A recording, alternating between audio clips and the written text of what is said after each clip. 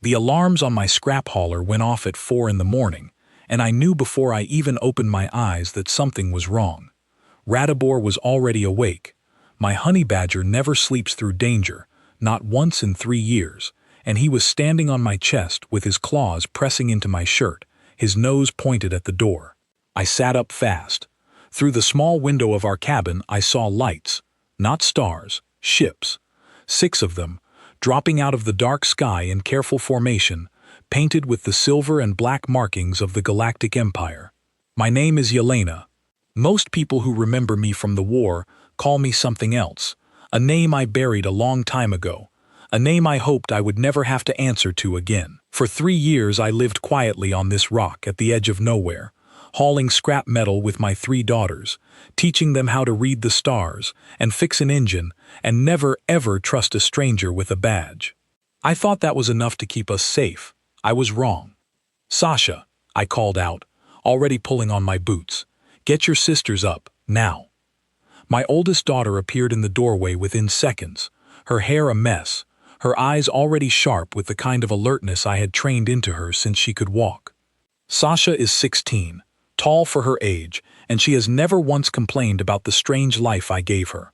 Behind her, Mira, 12 years old, was rubbing sleep from her eyes, and little Toma, only 8, was clutching her stuffed fox toy and looking at me like I would fix everything, the way she always did. I wished I could promise her that. "Ships," I said, my voice steady, even though my heart was pounding. "Imperial ships. Get dressed. We're leaving through the back tunnel." We had drilled this 100 times. 100 quiet mornings where I made them practice grabbing their emergency bags and running through the maintenance shaft behind our home, timing them with an old stopwatch, telling them it was just a game, just in case, just to be safe. I never told them why. I never told them who I used to be. I wanted them to grow up without that weight on their shoulders.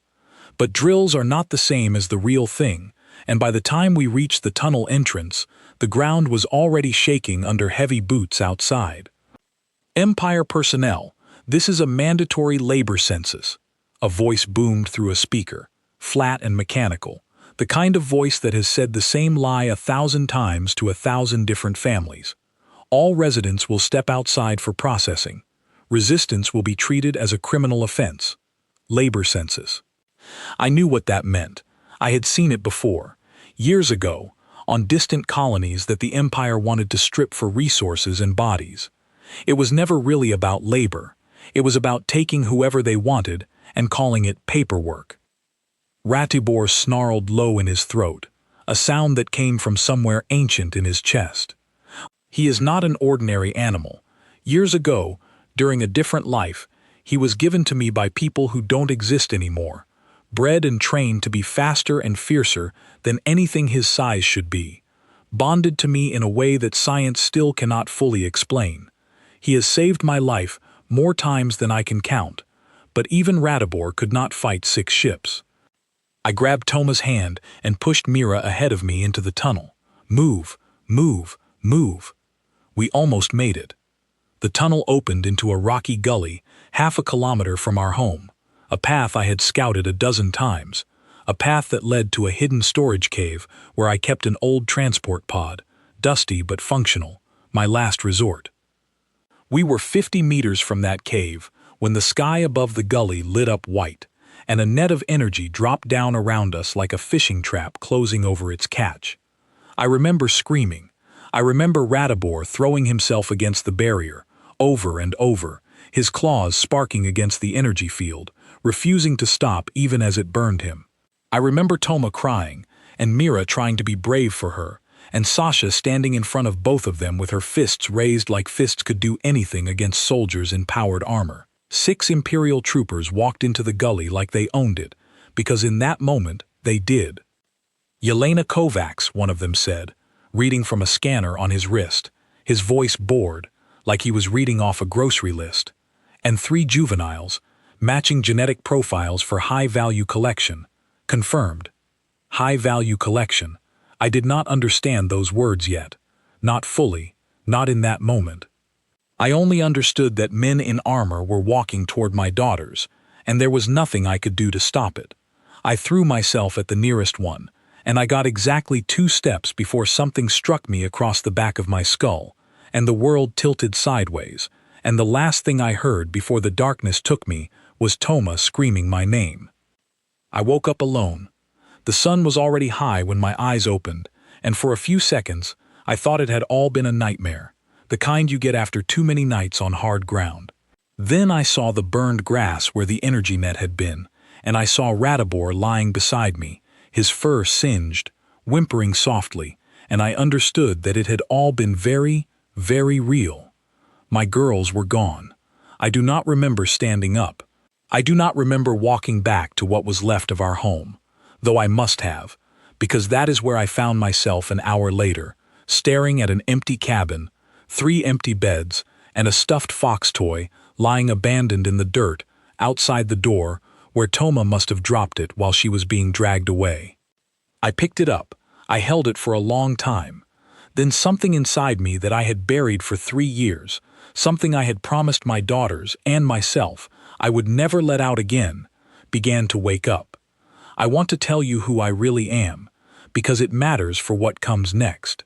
Before I was a mother hauling scrap on a forgotten rock, I was a soldier, not an ordinary one. I served in the Confederate resistance during the long war against imperial expansion, and I did things in that war that I am not proud of, things that earned me a reputation among imperial commanders that outlived the war itself. They called me Baba Yaga. It started as an insult, a way to make me sound like a monster from an old story, something meant to frighten children. But the name stuck, because the stories they told about me were mostly true. I walked into places that should have been impossible to enter. I walked out of places that should have been impossible to leave. I did not do it alone. I had a partner then too, an earlier version of the bond I now share with Ratibor, and together we became something the Empire feared enough to put a price on. When the war ended, badly, with the Confederacy scattered and broken, I made a choice. I took the credits I had saved. I took an old Badger kit given to me by a scientist who owed me his life, and I disappeared. I found a quiet corner of space. I had my daughters, and I swore, on everything I had left, that I would never pick up a weapon again. I wanted to give them a normal life. I wanted them to never know what their mother used to be. Ratibor limped over and pressed his head against my leg. His eyes, dark and intelligent in a way that unsettles most people who meet him, looked up at me, waiting. "I know," I told him quietly. "I know what we have to do." I walked back into the cabin, past the overturned furniture, past the shattered window, into the small storage room at the back where I kept nothing but old tools and spare parts, or so anyone who searched the place would think. I knelt down at the far corner, pressed my palm against a specific panel in the wall, and felt the hidden lock click open beneath my fingers. Inside was a box I had not opened in 3 years. Inside that box was everything I swore I would never touch again. A weathered flight jacket, a set of tools that were not meant for fixing engines, a small drive containing contacts, old codes, favors owed to me by people who might still be alive, might still remember my name, might still be willing to help me even after all this time. And beneath all of it, wrapped in cloth, an old data tablet with a single photograph saved on it, 3 faces smiling at the camera. Sasha, Mira, and Toma, taken just a few months ago on a rare good day when I let them think, even for an afternoon, that our lives were simple. I stared at that photograph for a long moment. Then I closed my hand around the tablet and stood up. "They took the wrong family," I said out loud. "To no one, to everyone, to the empty cabin, and the burned grass outside, and the whole uncaring galaxy. They think this ends with paperwork and a transport ship. They have no idea what they just started." Ratibor barked once, sharp and certain, as if he agreed completely. I gathered what I needed. I did not cry again after that first hour, because crying would not bring my daughters back, and grief was a luxury I could not afford. Not yet. Not while there was still a chance to reach them before the Empire scattered them across the stars and hid them somewhere I could never find. I packed the jacket. I packed the tools. I packed 3 years of buried memories and every skill I had promised to forget. Outside, the old transport pod in the storage cave was still intact, untouched by the raid, exactly where I had left it as a last resort I never thought I would need. I climbed inside, Ratibor settling into the seat beside me the way he always did before a mission, his body tense, his eyes forward, ready. I sat there for a moment with my hands on the controls, looking at the photograph one more time before I tucked it into my jacket pocket, close to my heart. "Hold on, my loves," I whispered. "Baba Yaga is coming." I started the engine, and for the first time in 3 years, I flew toward danger instead of away from it, chasing the only thing in this galaxy that mattered to me anymore, with nothing but old instincts, a wounded badger, and a promise I intended to keep no matter what it cost me. Behind me, the smoke from my burned home rose into the morning sky. Ahead of me, somewhere among 1,000 possible worlds, my daughters were waiting for a mother they did not fully know yet. They knew me as someone who fixed engines and told bedtime stories and hummed old songs while cooking dinner. They were about to meet the other half of who I really am, and the Empire, wherever my girls had been taken, had absolutely no idea what kind of storm they had just invited into their careful, orderly little world. They thought they had collected 3 assets and closed a file. They had, in truth, just made the worst mistake of their long and arrogant history. They had taken a mother's children, and mothers like me do not forgive. We do not forget. We hunt. The bunker I built years ago sat under 3 meters of rock on a moon nobody bothered to name, and it took me nearly 2 days of hard flying to reach it. I did not sleep during those 2 days. Every time I closed my eyes, I saw the energy net closing around my daughters, and I saw Toma's stuffed fox lying in the dirt, and sleep became impossible. Ratibor did not sleep either.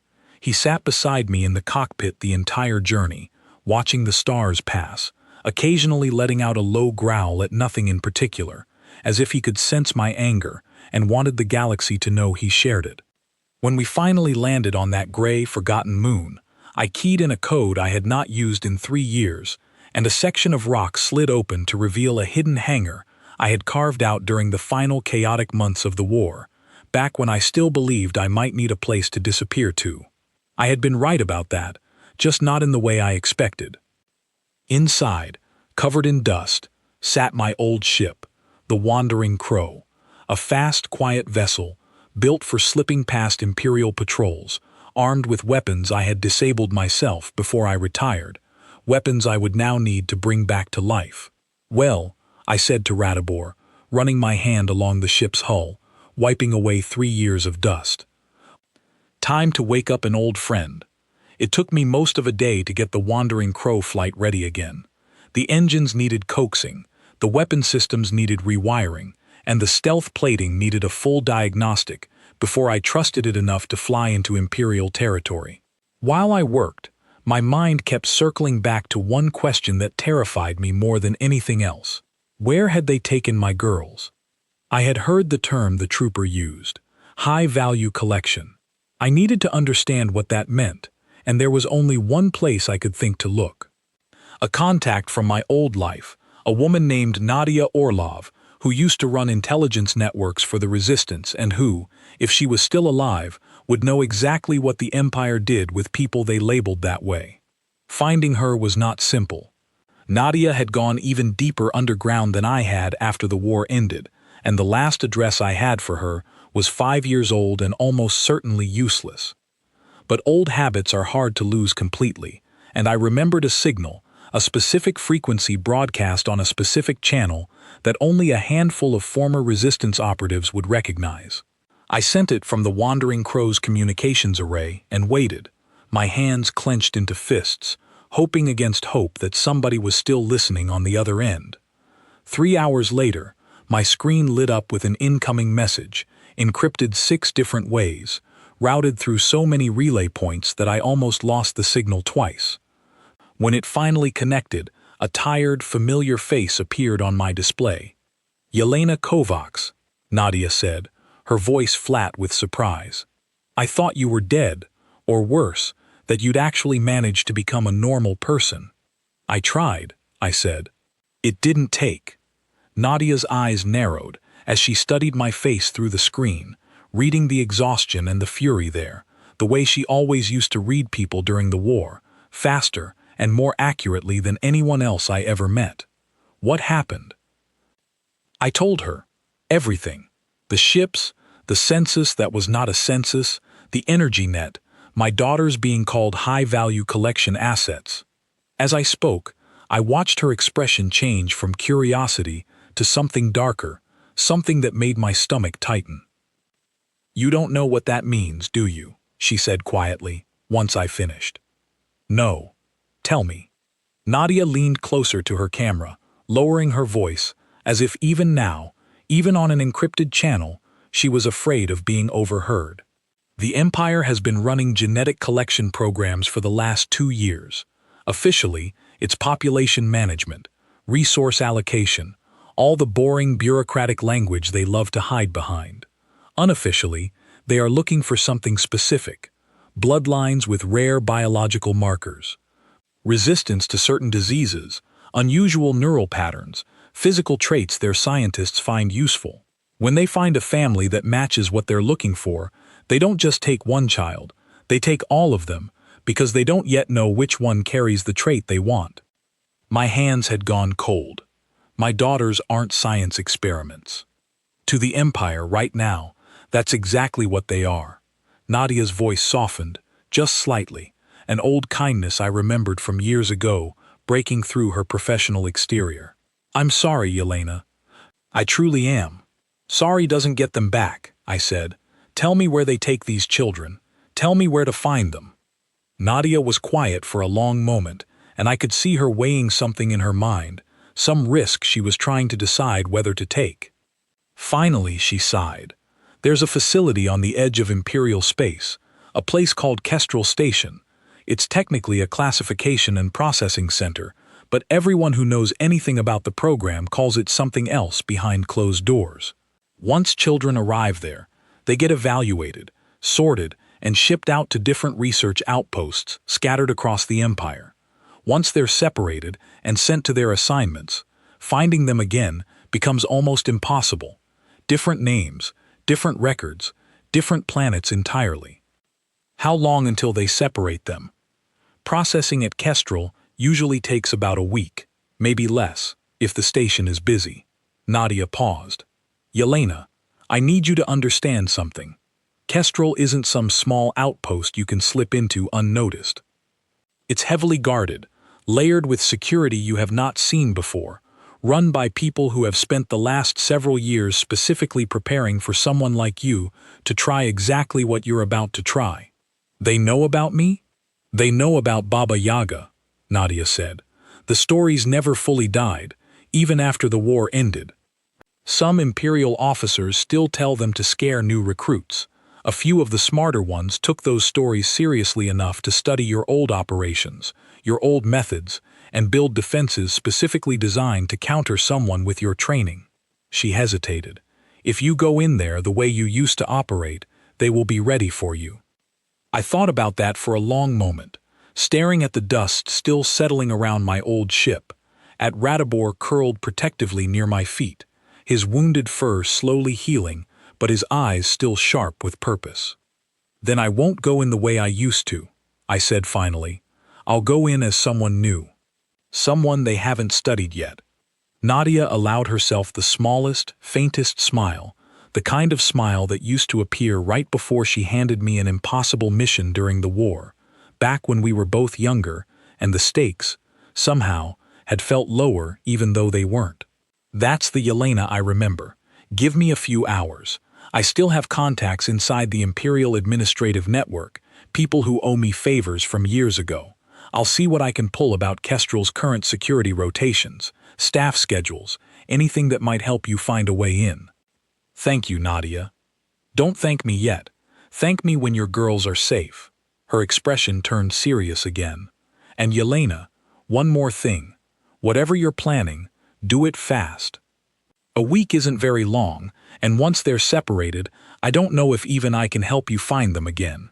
The connection closed, and I sat alone in the quiet hangar with only Ratibor and the hum of the Wandering Crow's systems for company. A week. I had a week to reach a heavily fortified station on the edge of Imperial space, infiltrate security specifically designed to stop someone exactly like me, and pull my 3 daughters out before the Empire scattered them to the far corners of known space. It should have felt impossible. In some ways, it did, but I had spent years of my life doing impossible things, back before I convinced myself I could leave that person behind forever. Apparently, I had been wrong about that too. I spent the rest of that day preparing. I rebuilt my old identification credentials, layering false histories over false histories until even a thorough Imperial background check would find nothing suspicious. I checked and rechecked every weapon system on the Wandering Crow, making certain the ship that had once been feared across Imperial patrol routes was ready to earn that fear all over again. And I spent time with Ratibor, running him through drills we had not practiced in years, watching with something between pride and heartbreak as his old instincts came flooding back almost instantly, as if he too had simply been waiting, all this time, for the day he would be needed again. He truly is remarkable, my Ratibor. Most people who meet him assume he is simply an unusually large honey badger, fierce and stubborn the way that species always is. They do not know that he was engineered, decades ago, by resistant scientists trying to create the perfect companion for deep infiltration work.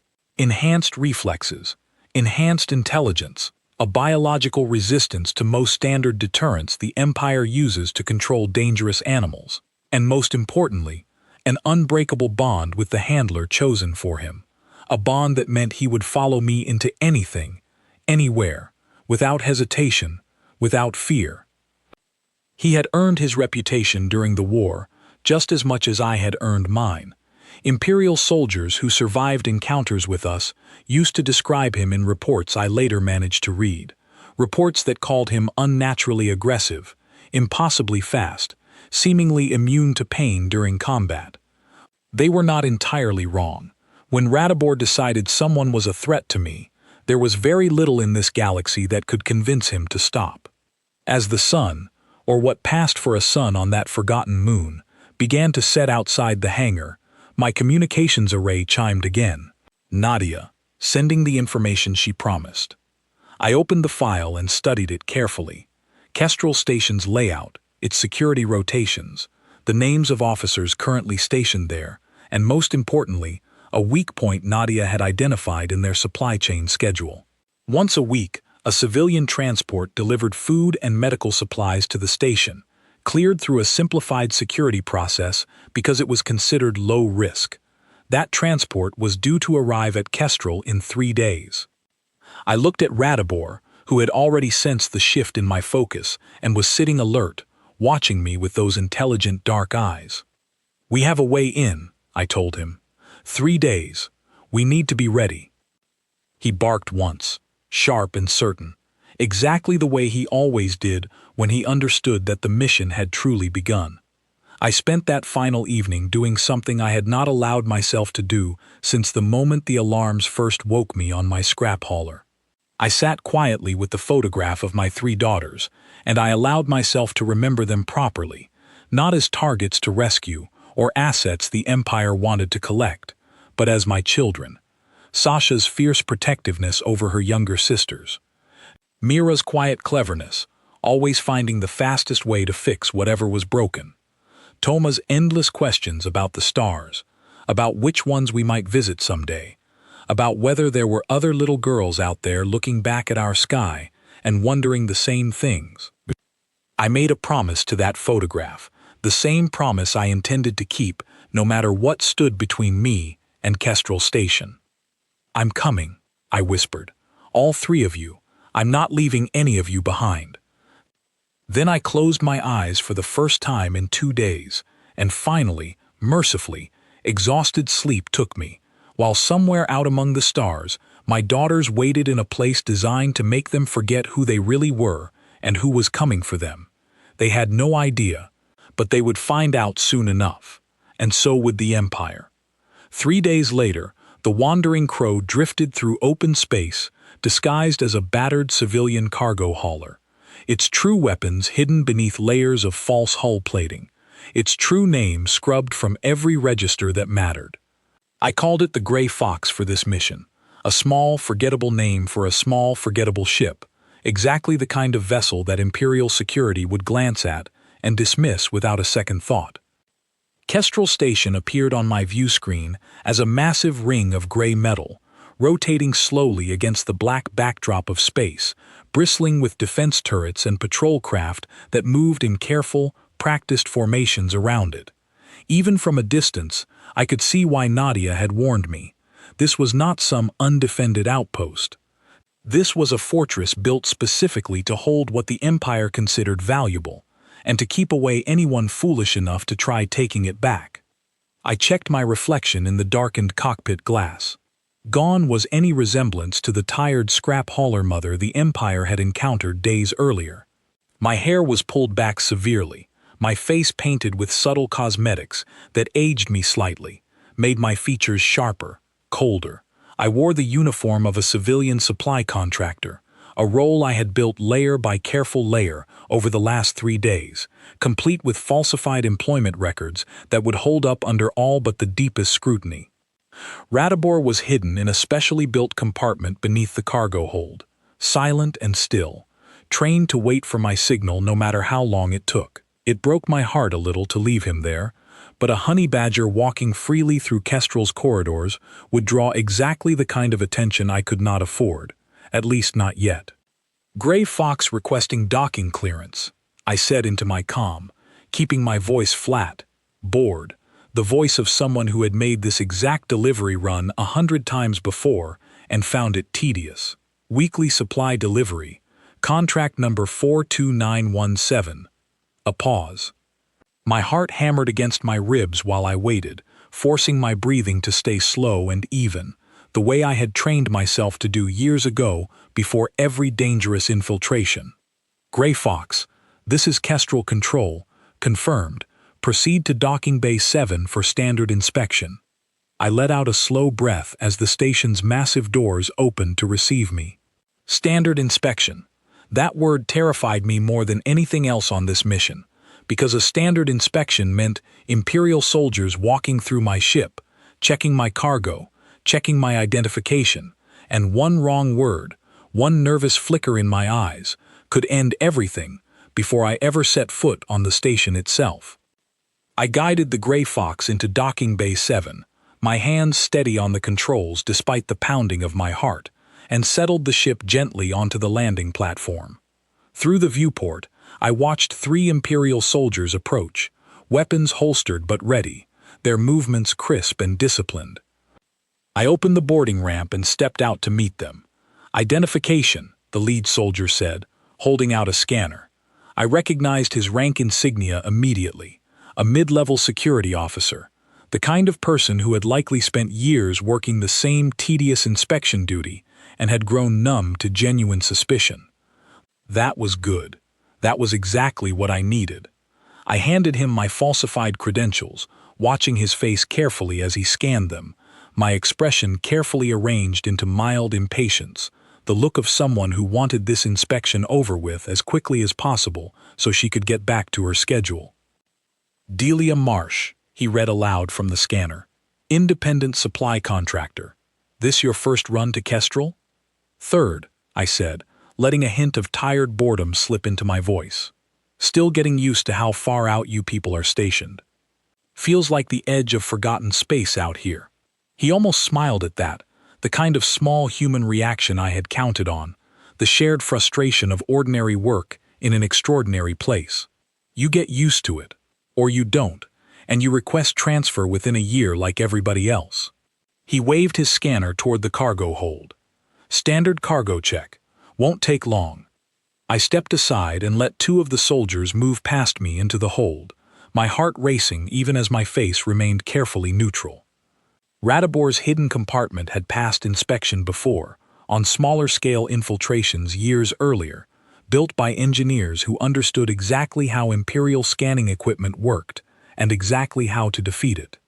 I trusted the technology.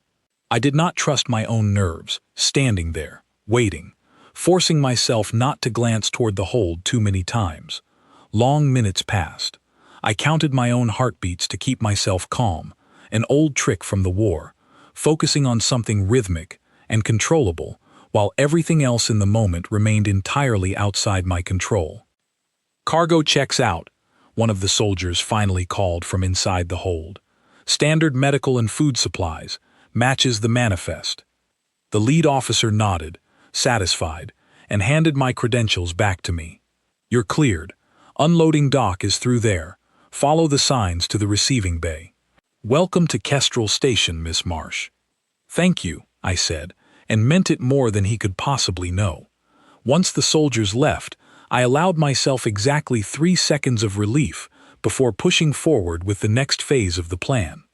I needed to unload the cargo, as expected, to maintain my cover as long as possible, and then find a way to slip away from the receiving bay unnoticed into the deeper sections of the station where Nadia's information suggested the processing and holding areas were located. The receiving bay was busy, full of station workers moving crates and supply officers checking manifests. Exactly the kind of controlled chaos that made it easy for one more person in a contractor's uniform to blend into the background. I worked quickly, unloading crates alongside 2 station workers who barely glanced at me, too focused on their own tasks to pay attention to a supply contractor they had never seen before and would likely never see again. It was during this work that I first heard something that made my blood run cold. Another batch of collections coming in from the census sweep last week. One worker was saying to another, not bothering to lower his voice, clearly unaware or uncaring that a stranger stood nearby. "Processing's backed up. They're pushing to finish classification early, get the transports moving out ahead of schedule." My hands froze on the crate I was carrying. Ahead of schedule. "Any idea when?" the second worker asked. "Heard 2 days. Command wants 3 groups shipped out by the end of the week, instead of waiting the full processing period." Something about a directive from higher up, wanting the collection program to move faster.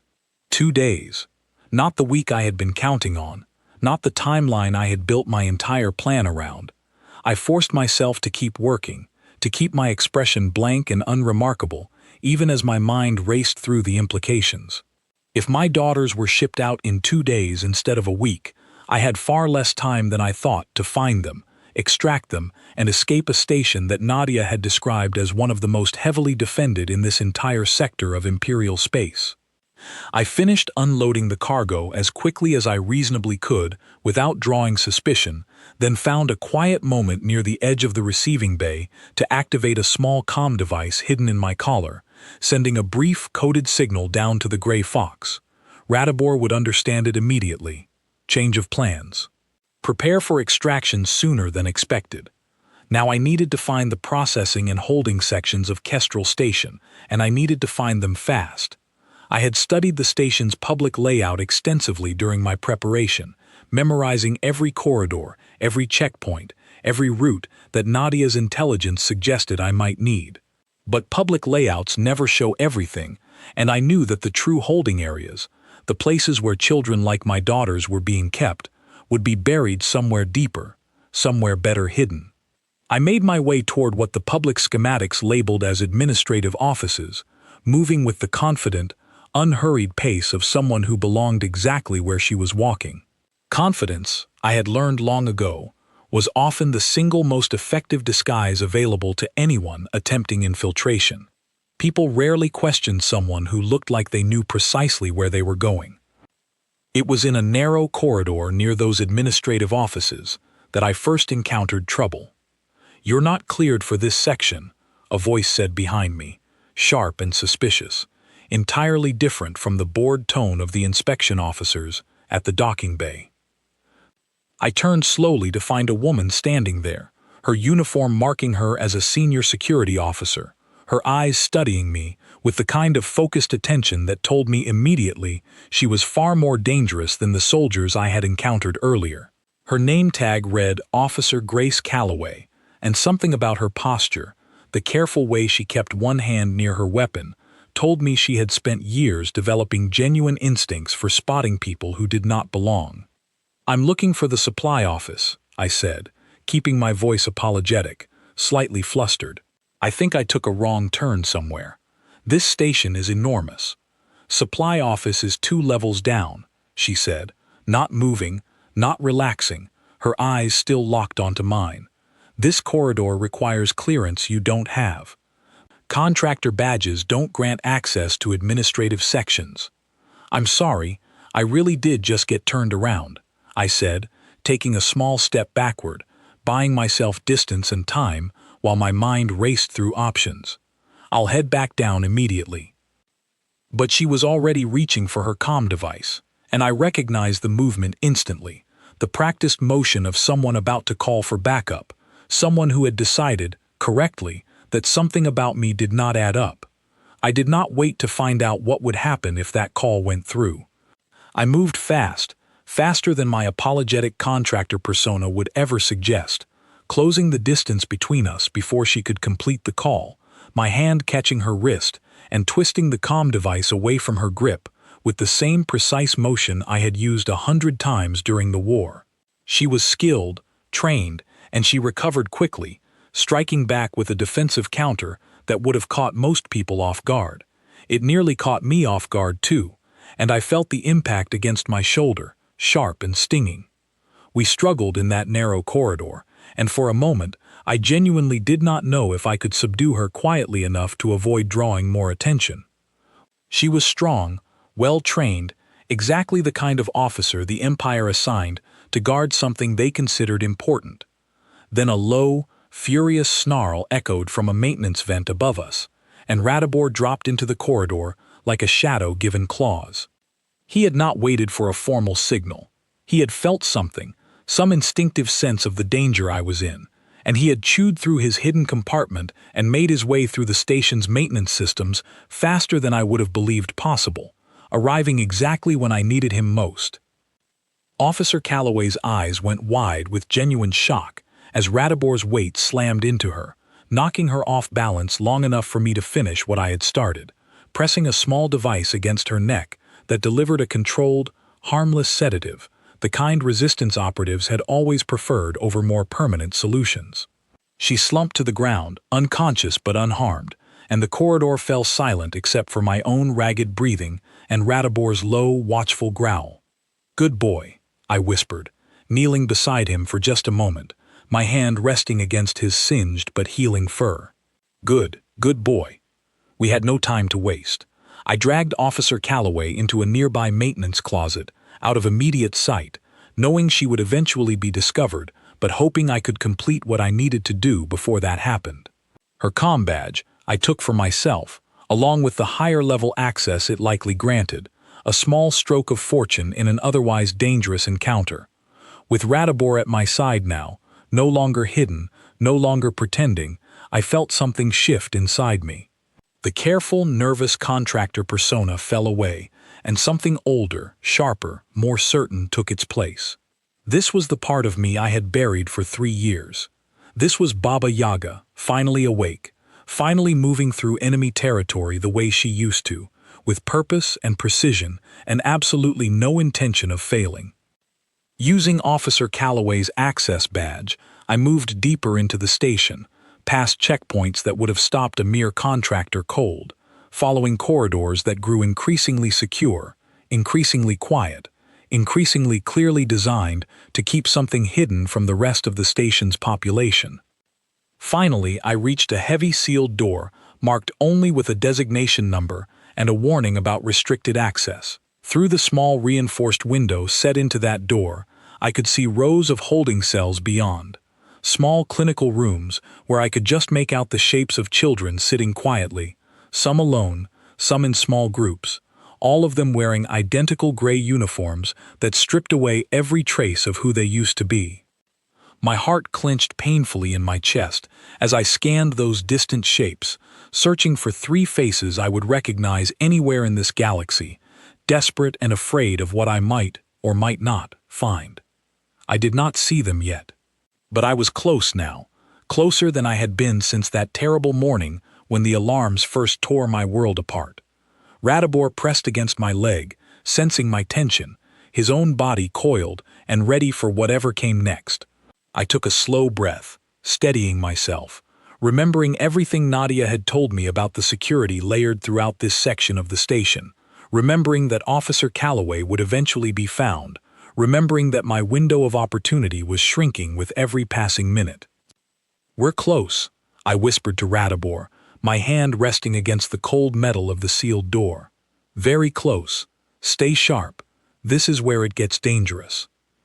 Behind that door, my daughters waited, unaware that the mother they knew as someone who fixed engines and hummed old songs was, in truth, one of the most feared operatives the Empire had ever encountered, and that she was now standing just meters away, ready to burn this entire station down if that was what it took to bring them home. The sealed door in front of me required a security code I did not have, but Officer Calloway's stolen badge granted me something almost as useful: access to a nearby control terminal built into the corridor wall. I worked quickly, my fingers moving across the interface with practiced efficiency, bypassing layer after layer of protection, using techniques I had learned years ago and apparently never fully forgotten. The door slid open with a soft hiss. Beyond it stretched a long hallway lined with observation windows, each one looking into a small holding room where children sat in silence, dressed in identical gray uniforms, their eyes empty in a way that made my chest ache with fury. Some looked no older than 5 or 6. Others were closer to Sasha's age, 16, 17, old enough to understand exactly what was happening to them, and clearly too frightened or too broken to resist. I moved down that hallway with Ratibor at my side, scanning each window, my heart hammering with a mixture of hope and dread. Room after room passed by, unfamiliar faces, strangers' children, each one a small tragedy I could not stop to address, though every part of me wanted to. Then I saw her. Mira sat in the corner of a holding room, her knees pulled up to her chest, her eyes fixed on some distant point on the wall in front of her, the same quiet, thoughtful expression she wore whenever she was trying to solve a problem, except now that expression looked hollow, exhausted, afraid. "Mira," I breathed, pressing my hand against the observation glass. She did not hear me through the reinforced barrier, but something, some instinct, some deep connection between a mother and her child, made her head turn, made her eyes search the hallway outside until they found mine. Her face broke open with an emotion so raw, so overwhelming, that I nearly lost my composure standing right there in that dangerous corridor. She scrambled to her feet and pressed both hands against the glass from her side, mouthing my name, tears streaming down her face. "I'm getting you out," I mouthed back, working frantically at the access panel beside her door. "I promise."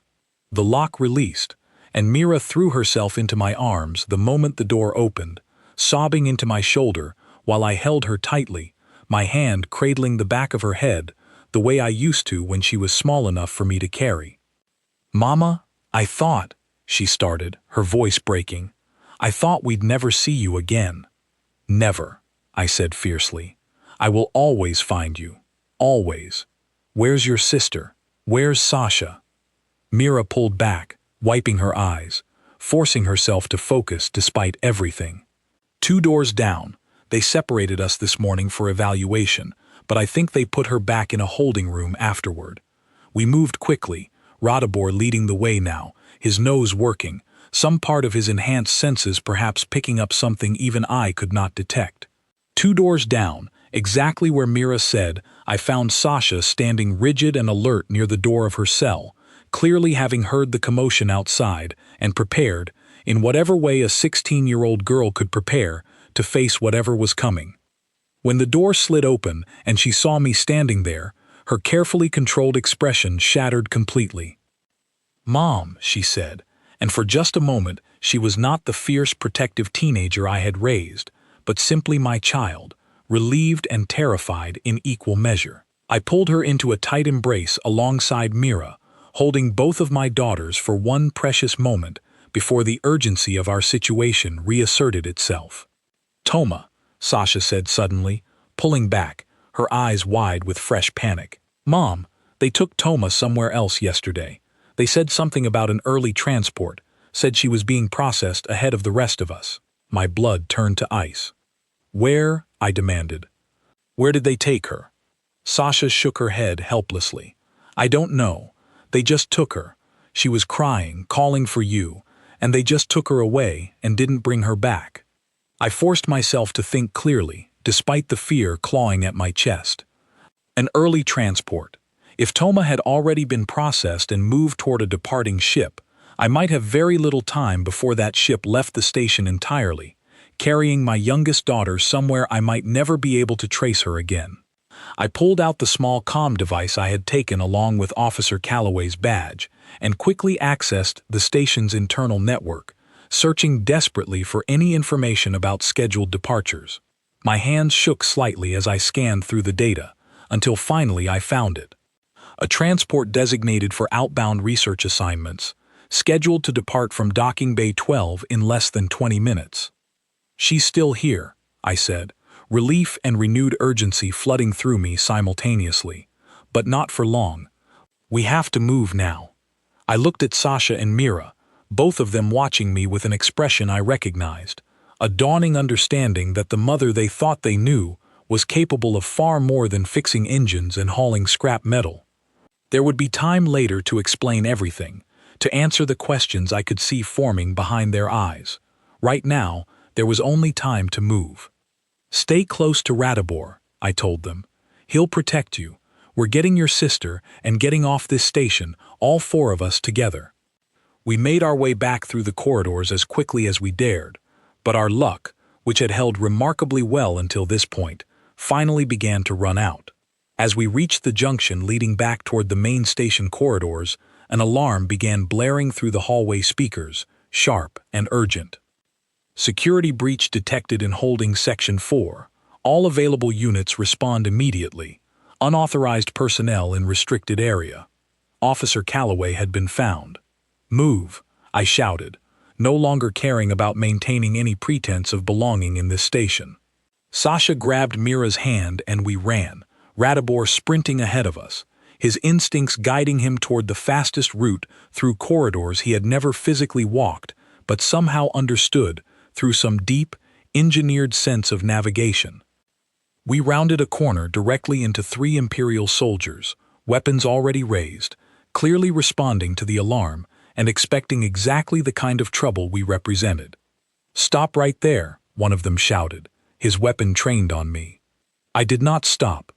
There was no time to stop, no time to negotiate, no time for anything except reaching my daughter before that transport carried her away forever.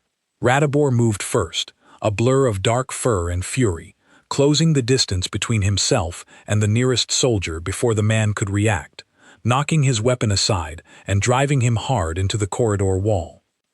I moved simultaneously, years of training flooding back through my body as I disarmed the second soldier with brutal efficiency, my movements economical and precise, honed by years of experience I had spent 3 years trying to forget. The third soldier managed to fire a single shot before I reached him, and I felt a sharp, burning pain across my upper arm as the blast grazed me. But I did not slow down, could not slow down, not with my daughters watching, not with Toma's transport ticking down toward departure. I subdued the third soldier and turned back to check on my daughters, my heart still pounding, only to see Ratibor stumbling, a deep wound along his side where one of the soldiers had managed to strike him during the brief struggle.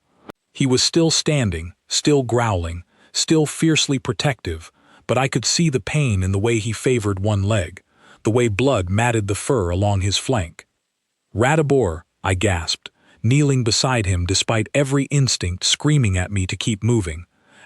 He pressed his head against my hand, a gesture that told me clearly enough that he understood the urgency of our situation, that he was telling me, in the only way he could, to keep going, to worry about him later, that Toma mattered more right now than his own injuries. "I'm sorry," I whispered to him, my throat tight with emotion I could not afford to fully feel yet. "I'm so sorry."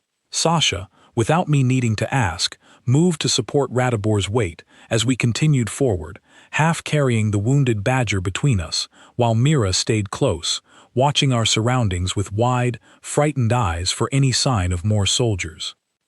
We reached Docking Bay 12 with barely 5 minutes remaining before the scheduled departure, only to find the bay heavily guarded, far more heavily than I had anticipated, clearly reinforced in response to the security breach alarm still echoing through the station.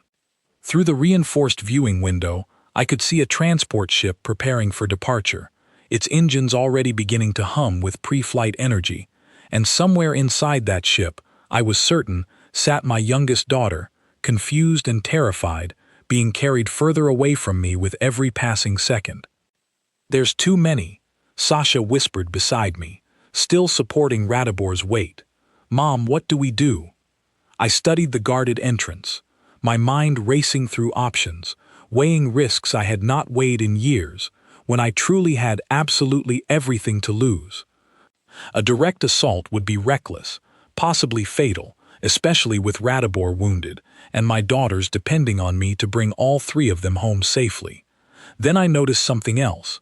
A smaller shuttle bay adjacent to the main transport dock, less heavily guarded, likely intended for quick administrative transfers rather than large-scale departures. If I could reach that shuttle, I might be able to intercept the transport ship after it left the station, catch it before it made the jump to faster-than-light travel, before Toma was carried beyond any hope of rescue. "New plan," I said, already moving toward the smaller bay, pulling Sasha and the wounded Radabor along with me, while Mira followed close behind. "We're not stopping that transport from leaving the station, we're following it." I found the shuttle bay guarded by only 2 soldiers, distracted by the ongoing alarm and clearly not expecting a direct approach from this particular direction. Radabor, despite his injuries, still managed to summon enough strength for one final burst of fierce protective energy, giving me the opening I needed to subdue both guards quickly and quietly.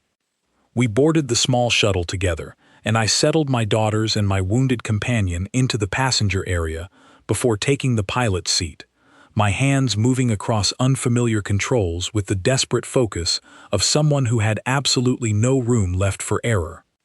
Behind us, through the shuttle's rear viewport, I watched the massive transport ship finally detach from Kestrel Station, its engines flaring to life as it began its slow, deliberate journey away from the docking ring, carrying my youngest daughter further from me with every passing second. "Hold on," I told Sasha and Mira, my voice tight with determination. "We're not losing her. Not today. Not ever." I pushed the shuttle's engines to their absolute limit, the small craft shuddering as it broke free from Kestrel Station's docking clamps and shot forward into open space, chasing after a transport ship that carried the very last piece of my scattered family, while behind us, Kestrel Station's alarms continued blaring, and somewhere in its command center, officers were undoubtedly scrambling to understand exactly what kind of storm had just torn through their careful, orderly facility. They would send pursuit ships soon. I had no doubt about that.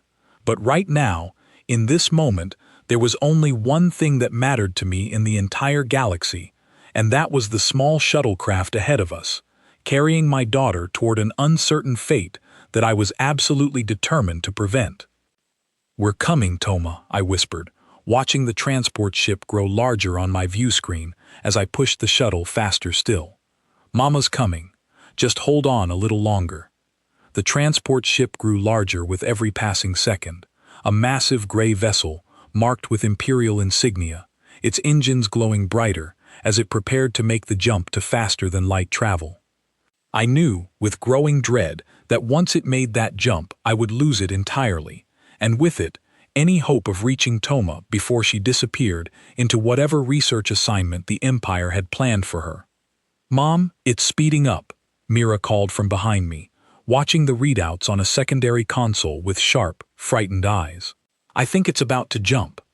I pushed the small shuttle's engines even harder, feeling the entire craft shudder under the strain, alarms flashing across my console, warning me that I was pushing systems well beyond their intended limits. I did not care. There was no version of this moment where I allowed caution to cost me my daughter.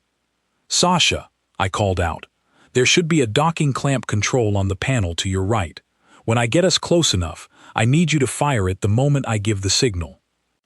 Sasha, despite everything she had endured over the past several days, moved without hesitation, studying the unfamiliar controls with the same quick determination I had seen in her since she was small. "Ready," she said, her voice steady despite the fear I knew she still carried. I guided the shuttle into the transport ship's wake, close enough now that I could see individual details along its hull, close enough that any small mistake would end in catastrophe for all of us. The transport's engines flared brighter, the telltale sign of an imminent jump, and I knew this was my only remaining chance. "Now, Sasha, now!" She fired the docking clamp, and I felt the shuttle lurch violently as the mechanism caught hold of the transport ship's hull, just seconds before its engines would have carried it beyond our reach entirely.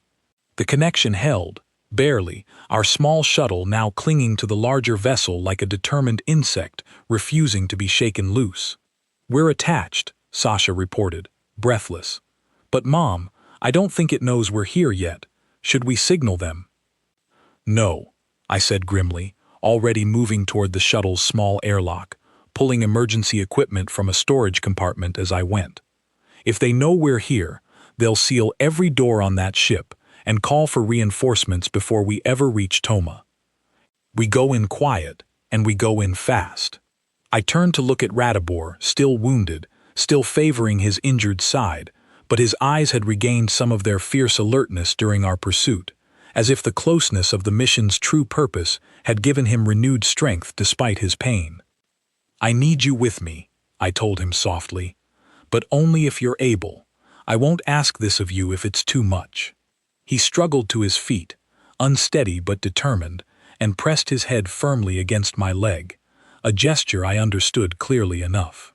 He was coming with me, injuries or not, because that was who he was, because abandoning me in a moment like this was simply not within his nature. "Sasha, Mira," I said, turning to my daughters, "I need you to stay here, in the shuttle, and keep the connection stable. If anything goes wrong, if you see Imperial ships approaching, you disconnect and you run. Do you understand me?" "We're not leaving you," Sasha said immediately, fierce protectiveness flashing in her eyes, so much like my own that it nearly broke my heart to see it reflected back at me. "You will if it means saving yourselves," I said firmly, cupping her face in my hands for just a moment. "I have already lost too much time with all of you.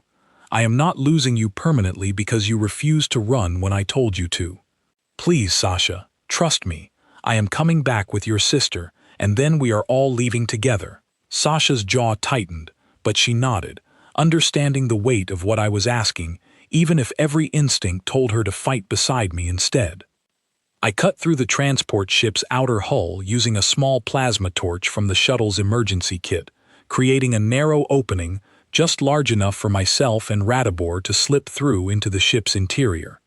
The corridor beyond was quiet, dimly lit, clearly a maintenance section rarely used by the ship's regular crew.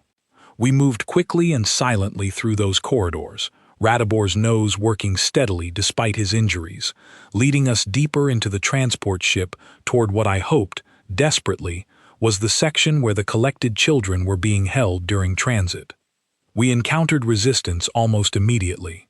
Imperial crew members, alerted somehow to our unauthorized presence, either through security systems I had not accounted for or simple bad luck, began appearing in the corridors ahead of us, weapons drawn, shouting commands I had no intention of following. What followed was not something I take pride in, but it was necessary, every single moment of it. I moved through that ship with a focus and precision I had not allowed myself to access in 3 long years, disarming and subduing every soldier who stood between myself and my daughter, careful, always careful, to cause no more harm than absolutely required, but utterly unwilling to let anything stop my forward progress.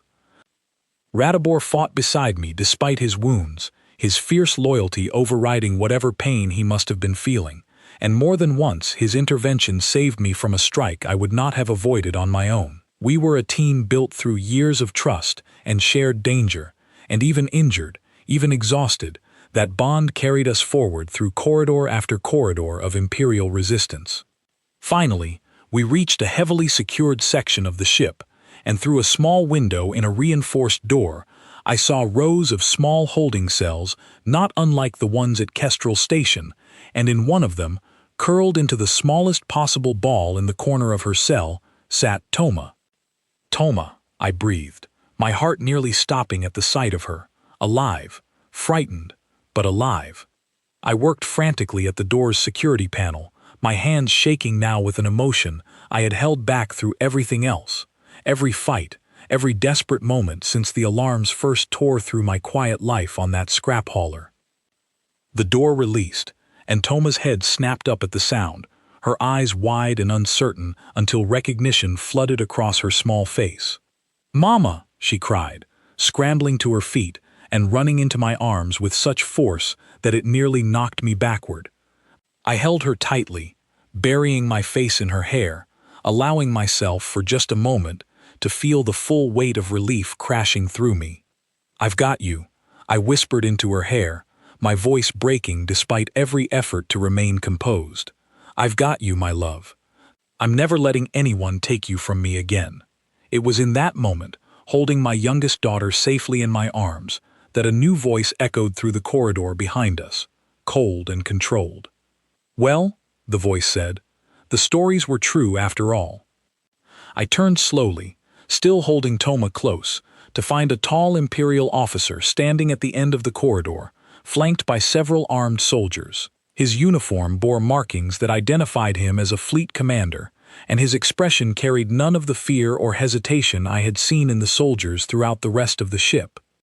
"Commander Aldrich Voss," he said, introducing himself with an unsettling calm. "I have read extensively about Baba Yaga. I confess, I did not entirely believe the legends. Seeing you standing here, I find myself reconsidering that skepticism." "Let us leave," I said, my voice hard and steady, despite the fear tightening in my chest. "This does not need to become anything more than it already is."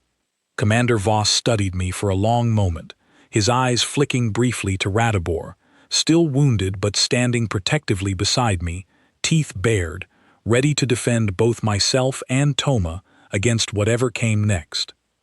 "You misunderstand the situation," Voss said finally. "This program you have so violently disrupted represents years of careful research, resources that cannot simply be replaced. Your daughter carries genetic markers our scientists consider extraordinarily valuable. I cannot simply allow you to walk away with such an asset." Something cold and furious settled over me at those words, hearing my daughter reduced to nothing more than an asset by a man who clearly viewed children as little more than biological resources to be catalogued and exploited. "She is not an asset," I said, my voice dropping into something dangerous, something that had earned me a reputation feared across an entire war. "She is my daughter, and you are standing between me and the last remaining member of my family that I have not yet brought home safely." Voss gestured to his soldiers, and they raised their weapons, clearly prepared to end this confrontation through force if necessary. What happened next unfolded in a blur of motion I would later struggle to fully recall in complete detail. Radibor moved first, launching himself at the nearest soldier despite his injuries, buying me precious seconds. I pushed Toma behind me, into a nearby alcove for protection, and met the remaining threat with everything my years of training had prepared me for. The fight was brutal and fast, corridor combat at close range leaving little room for hesitation or mercy toward myself. I disarmed one soldier, using his own momentum to send him crashing into a second, while Radibor, bleeding heavily now but refusing to yield, kept the remaining threats occupied long enough for me to reach Commander Voss himself. He was skilled, clearly trained in personal combat beyond the standard requirements of his rank, and for several tense moments, our struggle hung in dangerous balance. But Voss had spent his career studying reports and legends about someone like me.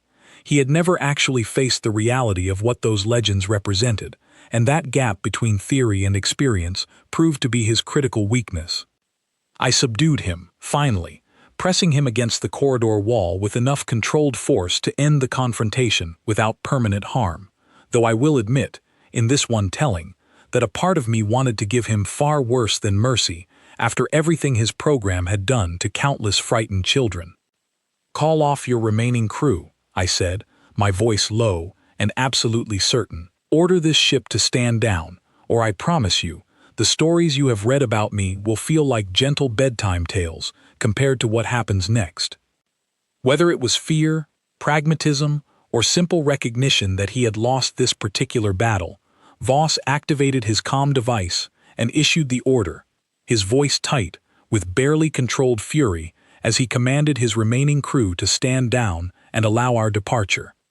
I gathered Toma back into my arms, checked quickly on Radabor, who stood swaying but stubbornly upright despite his wounds, and made my way back through the ship toward the small breach we had cut into the hull, back toward the shuttle where Sasha and Mira waited anxiously for our return.